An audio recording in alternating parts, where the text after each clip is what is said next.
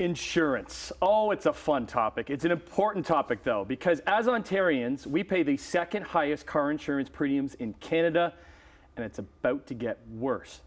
Nainesh Kotak from Kotak Law joins us to explain. Always love having you on the show because you do explain things to me, to everybody at home, because a lot of the time we don't know. Are we getting duped?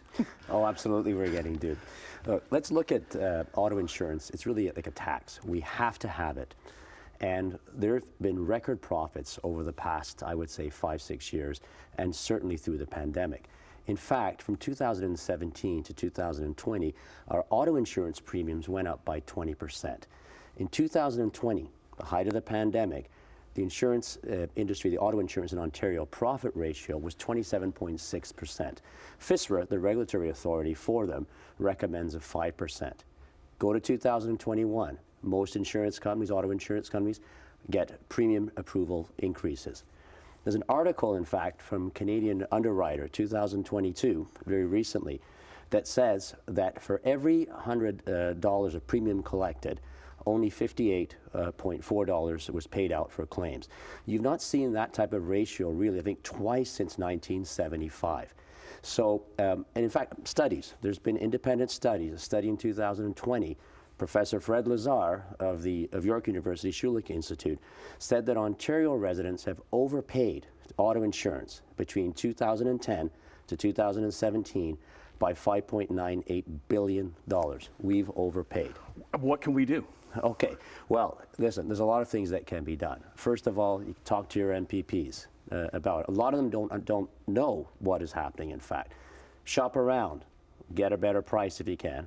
Buy optional benefits. What they did is actually between 2010 and 2017, there were 17 cuts to our no-fault system.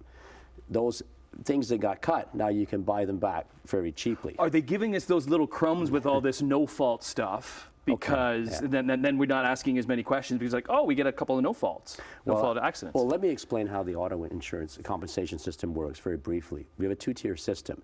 We have our accident benefits that pays basic therapy, income replacement, maximum $400 a week. It's been that same amount since 1998, okay?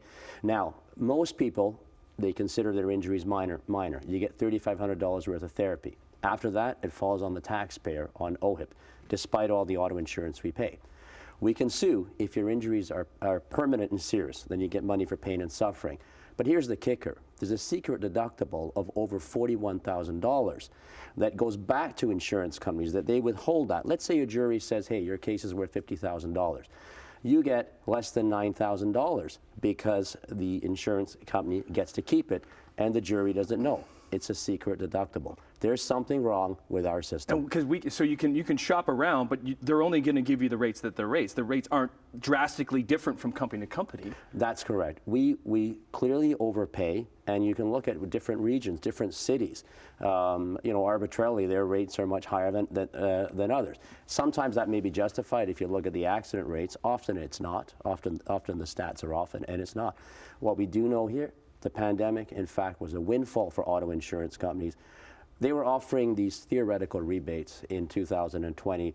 Keep your car locked, keep it theft and fire, that's all you get. Theft is a big thing. It wasn't enough. Okay, so the big thing, shop around, but also talk to your MPs, MPPs, because that's where it has to start, at that level, to get these rates down. Absolutely. Okay, great having you. Thank Always you so learn much. Something. Nainesh Kotak, Kotak Law. Hope you learned something too. We'll continue the learning on your Wednesday on Morning Live after this.